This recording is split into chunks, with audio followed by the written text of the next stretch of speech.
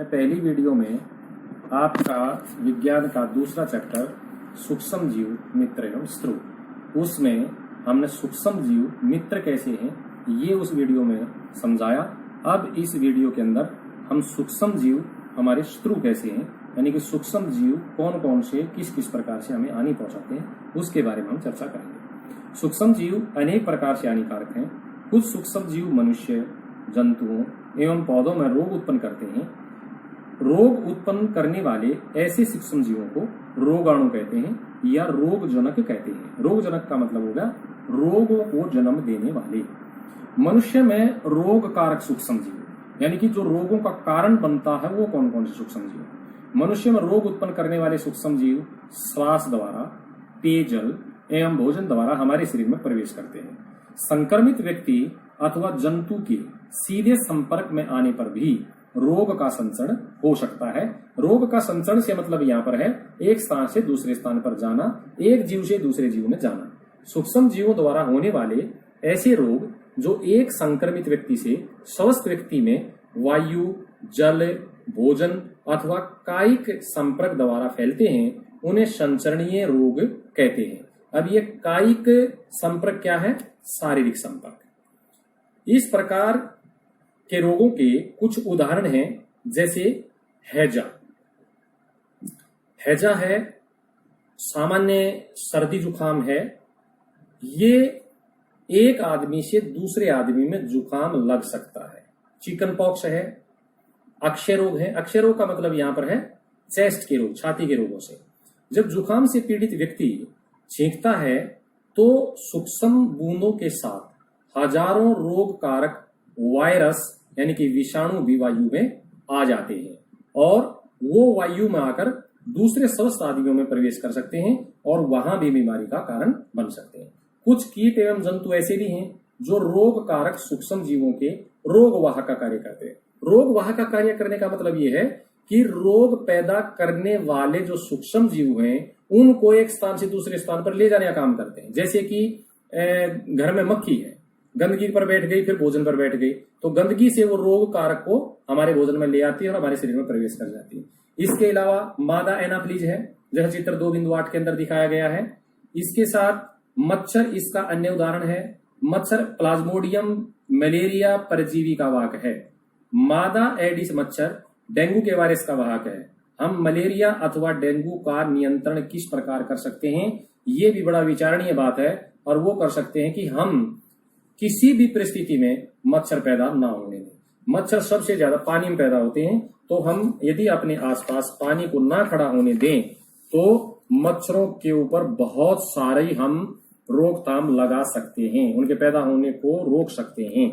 अब विशेष ध्यान में दिलवाना चाहूंगा कि सूक्ष्म जीव किस प्रकार हमारे लिए हानिकारक है। एक बार सारणी 2.1 के ऊपर हम ध्यान दें कि मनुष्य में सूक्ष्म जीवों द्वारा होने वाले सामान्य रोग। बहुत ही अच्छी सारणी है, बहुत ही अच्छी टेबल है।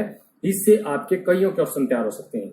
यहाँ पर पहले मानव के रोग दिए गए हैं, दूसरे कॉलम में रोग कारक सूक्ष्म जीव हैं, यानी कि जो सूक्ष्म जीव हानिकारक हैं उनके जो वर्ग हैं उनमें से कौन से वर्ग से रोग होता है।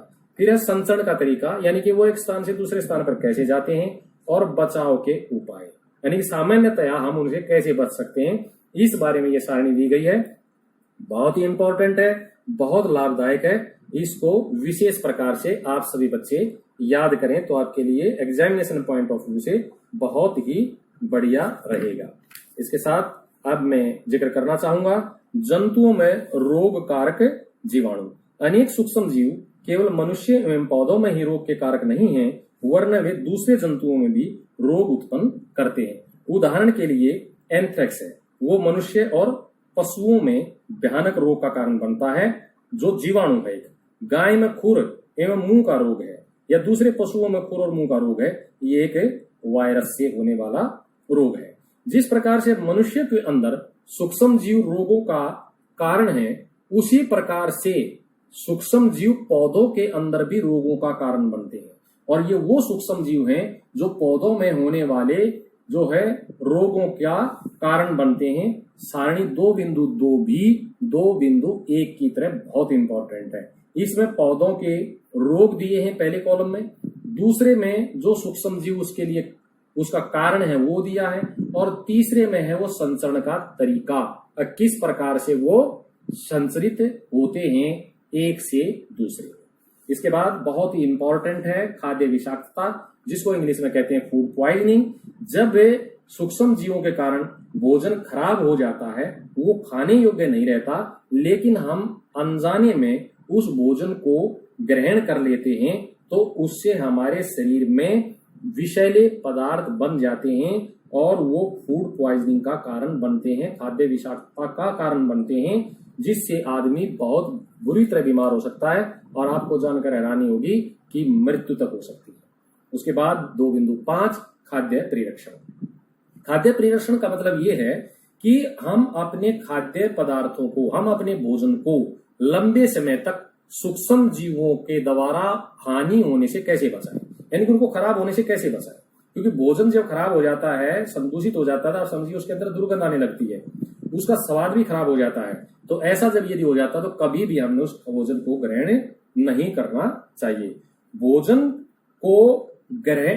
को खराब होने से बचाना खाद्य परिरक्षण कहलाता है, कि किस तरह से वो लंबे समय तक खराब ना हो। तो इसके कई प्रकार के उपाय होते हैं।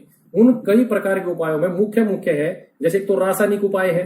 रासायनिक उपाय में क्या है, नमक का प्रयोग होता है, खाद्य तेलों का प्रयोग होता है, ये सूक्ष्म जीवों की वृद्धि नहीं होने देते।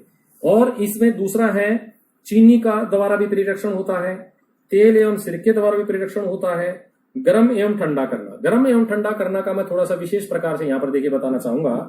आपने अपनी माँ को दूध उबाल कर रखते देखा होगा, और उबालने से अनेक सूक्ष्म जीव क्या हो जाते हैं, नष्ट हो जाते हैं। इसी प्रकार हम अपना भोजन रेफ्रिजरेटर में भी रखते हैं, यानी कि फ्रिज में भी रखते हैं, उसमें रखने से खराब नहीं होते। क्यों? क्योंकि कम तापमान पर भी सूक्ष्म जीव वृद्धि नहीं कर सकते। और इसके बाद मैं एक खास बात की तरफ ध्यान दिलाना चाहता हूं। आपने आजकल दुकानों से दूध की थैली ली होगी, तो उसके ऊपर लिखा होता है पाश्चरीकृत दूध। ये पाश्चरीकृत दूध क्या है? पाश्चरीकृत दूध को बिना उबाले इस्तेमाल किया जा सकता है, क्योंकि यह सूक्ष्म जीवों से मुक्त होता है, यानी कि इसमें कोई हानिकारक सूक्ष्म जीव नहीं होता। कैसे नहीं होता भाई? इसके लिए दूध को 70 डिग्री सेंटीग्रेड पर 15 से 30 सेकंड के लिए गर्म किया जाता है, फिर इसको ठंडा किया जाता है और उसके बाद इसको पैक कर दिया जाता है। अब ये जो प्रक्रिया है, इस प्रक्रिया की खोज की थी लुई पाश्चर ने। लुई पाश्चर एक बहुत ही प्रसिद्ध वैज्ञानिक हुए हैं, और इसीलिए ऐसे पदार्थ को या ऐसे दूध को पाश्चरीकृत दूध कहते हैं, और इस प्रक्रम को पाश्चरीकरण कहते हैं। भंडारण एवं पैकिंग है। आजकल आपने देखा होगा पैकेट के अंदर सामान या खाद्य पदार्थ रख दिया जाता है और उसको बिल्कुल सील कर देते हैं। उससे क्या हो जाता है, वो वायु रोधी हो जाता है, यानी कि वायु उसके अंदर नहीं जा पाती और सूक्ष्म जीव वो उनमें पैदा नहीं हो पाते। इसके बाद 2.7 नाइट्रोजन चक्कर। नाइट्रोजन चक्कर बहुत ही इंपॉर्टेंट है आपके इस चैप्टर के अंदर।